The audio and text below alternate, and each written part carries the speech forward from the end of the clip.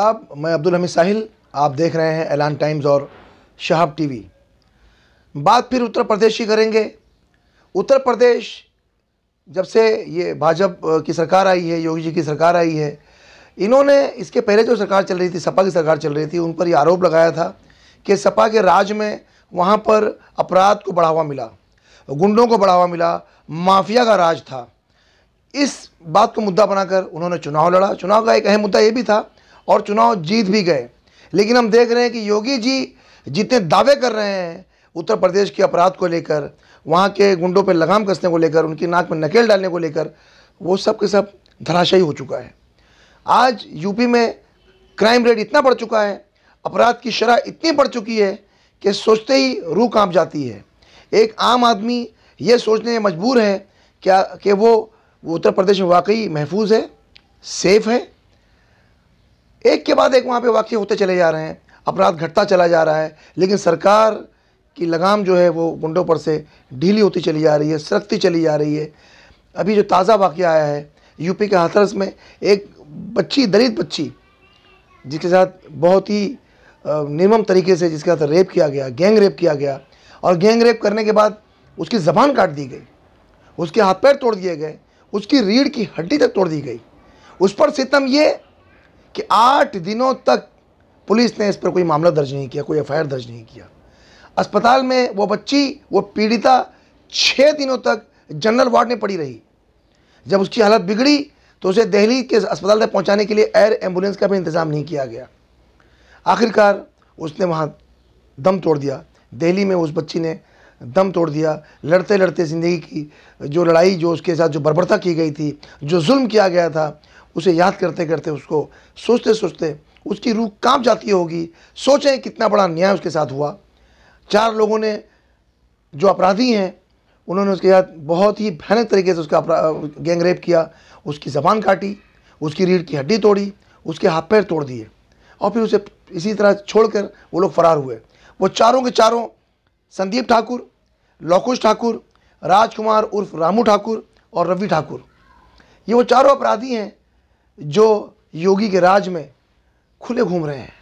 ऐसे पता नहीं और कितने लोकेश होंगे, कितने राज ठाकुर होंगे, कितने संदीप ठाकुर होंगे जो आज़ाद घूम रहे होंगे, क्योंकि उनके दिलों से सरकार का डर निकल चुका है, कानून व्यवस्था का डर निकल चुका है। बात करें उस पीड़िता की, उसका दम निकल गया, उसकी जान चली गई, और उस पर फिर सितम ये यूपी सरकार का कि उसके परिजनों से पूछे बगैर उसके शव को लेकर उसके गांव पहुंच गई। वहां उसके परिजनों ने अंतिम संस्कार के लिए जब शव को मांगा तो उन्हें शव नहीं दिया गया, बल्कि उन्हें बंद कर दिया गया, और सरकार के आदेश अनुसार रात के 2:30 बजे खामोशी से उस मासूम बच्ची के शव को जला दिया गया। बहुत सारे प्रश्न उठ रहे हैं यहाँ पर। मीडिया, गोदी मीडिया की बात कर लें, अगर कंगना रनावत का एक छज्जा टूट जाता है तो 1 हफ्ता ये गोदी मीडिया दिन रात हंगामा किया रहता है, हाहाकार मचाया रहता है। आज गोदी मीडिया की बेशर्मी देखिए कि एक मासूम बच्ची के साथ इतना बड़ा अत्याचार हुआ, उसका बलात्कार कर दिया गया, उसकी ज़बान काटी गई, उसकी रीढ़ की हड्डी तोड़ दी गई, उसके हाथ पैर तोड़ दिए गए, उसके शव को जला दिया गया, लेकिन मीडिया, गोदी मीडिया खामोश है। हमारा चैनल शुरू करने का मकसद यही है। हम चाहते हैं कि हम अपने छोटे से चैनल के माध्यम से ही सही, लेकिन मजलूमों की आवाज़ आप तक पहुँचाएँ, गरीबों की आवाज़ आप तक पहुँचाएँ, जो दबे कुचले लोग हैं उनकी आवाज़ आप तक पहुँचाएँ, ताकि आप एक माध्यम बने सरकार तक अपनी आवाज़ पहुँचाने का। तो ये बहुत सारे प्रश्न योगी सरकार पर उठ रहे हैं। योगी सरकार और योगी जी जिस तरह के राम राज्य की बात कर रहे हैं, उसे तो सोचकर ही भय लगता है। मर्यादा पुरुषोत्तम राम, जिनके राज्य में हर तरफ सुकून था, अमन शांति थी, क्या वैसा अमन सुकून और शांति यूपी में है?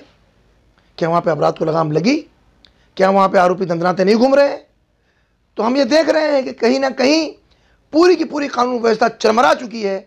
और अब इस हादसे के बाद ये जो घिनौना जो वहाँ पर काम किया गया है, इसके बाद तो नैतिकता यही थी कि योगी अपने पद से इस्तीफ़ा दे देते। लेकिन क्या ऐसा होना संभव है? आपको लगता है कि ऐसा हो पाएगा? तो हम देख रहे हैं कि यूपी किस दिशा की तरफ जा रहा है और उसकी दशा क्या हो रही है, ये आने वाला वक्त ही तय करेगा। बहरहाल हम अपने चैनल ऐलान टाइम्स और शहाब टीवी की तरफ से उस मासूम बच्ची को, हाथरस की गुड़िया को बहुत ही आदर के साथ श्रद्धांजलि पेश करते हैं। भगवान उसकी आत्मा को शांति दे। आप लोग चले जाओगे। सर मुझको एक बार बस बता तो दीजिए कि बॉडी है कि क्या है। मुझे सर राइट नहीं है बोलने का। मैं थर्ड क्लास का एक पुलिस ऑफिसर हूँ। जल क्या रहा है आपके सामने? थर्ड स्केल का पुलिस ऑफिसर हूँ। मुझे बोलने का अधिकार नहीं हिंदुस्तान में। आप लोग खड़े, किसी को तो पता होगा। मैं कोतवाल हो सकता हूँ पर बोल नहीं सकता हूँ मैं। अच्छा कोई तो बता दे सर, हमको जरा बता दीजिए। जो बोल सकता है वो बोले। नहीं कौन, ये क्या चल रहा है इतना बस बता दीजिए सर, बस इतना सब मुझे बता दीजिए। मैं क्राइम ब्रांच में हूँ। कुछ और चल रहा है मुझे आई डोंट नो। नहीं अभी मैं बाहर से हूँ। नहीं अभी आपने मुझे बोला कि नहीं बॉडी नहीं है। क्या है सर, बॉडी है कि नहीं है? मेरी ड्यूटी यहाँ पर है आप लोगों को इस बताने के लिए कि आप लोग आगे ना बढ़े। बस यहाँ पर आगे नहीं बढ़ रही हूँ, आप मुझे बता दीजिए क्या चल रहा है। आप इस बारे में डीएम साहब से पूछना आई है। डीएम साहब से आपकी बात हुई है? डीएम साहब से बात हुई है आपकी? डीएम साहब से बात हुई है आपकी? डीएम साहब से बात हुई है आपकी? डीएम साहब से बात हुई है आपकी? सर ये क्या चल रहा है? डीएम साहब से बात हुई है आपकी? कितनी डीएम साहब से बात हुई है आपकी? नहीं बात नहीं सही है। सब लोग जो ड्यूटी है मैडम वही बोलूंगा मैं। मेरी भी ड्यूटी है। क्या चल रहा है? ड्यूटी आपकी बात डीएम साहब से हो चुकी है। डीएम साहब से बात हो चुकी है आपकी।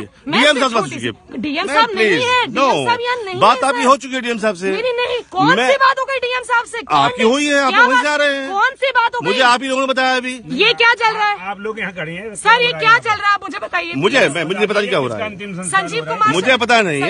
मैं क्राइम ब्रांच में इंस्पेक्टर हूँ। ऑफिस में अटैच हूँ। मैं थाने में नहीं हूँ। मैं लॉ एंड ऑर्डर में लगाया गया हूँ। ग्राउंड पे खड़े क्या चल रहा है सर? मेरी ड्यूटी लगाई गई है। मेरी गाँव में ड्यूटी लगाई गई है। कोई लॉ एंड ऑर्डर खराब ना हो यहाँ पर। बस यहाँ पे कोई नहीं। मैं रिक्वेस्ट कर रहा हूँ, आप सुन लें मेरी बात एक बार। नहीं सर, मेरी ड्यूटी यहाँ लॉ एंड ऑर्डर के लिए है। आपके सवालों को जवाब देंगे नहीं है। अथॉरिटी है यहाँ पे मेरी ड्यूटी ये नहीं जवाब दूंगा आपके सवालों को। सर आप बता सकते हैं? आप बता सकते हैं? कोई बता सकता है ये क्या चल रहा है? हाँ वो तो सर सब रिकॉर्ड हो रहा है। आप बिल्कुल टेंशन मत लें उस बात की। हाँ वो हम कर ही रहे हैं सर। सर मुझको बस ये बता दीजिए ये क्या अंदर है? नहीं जल रही है बॉडी। अरे तो I told you, right? या 1 सेकेंड हटिए, एक सेकेंड हटिए 1 मिनट। अब कर लिया ना आप लोगों ने जो करना है। हटिए एक बार। मैम मैं अंदर नहीं आगे जा रही हूँ, चिंता ही मत करो आप। ये जल क्या रहा है ये तो बता दीजिए हमको। बॉडी है कि क्या है ये भी पूछ लिया।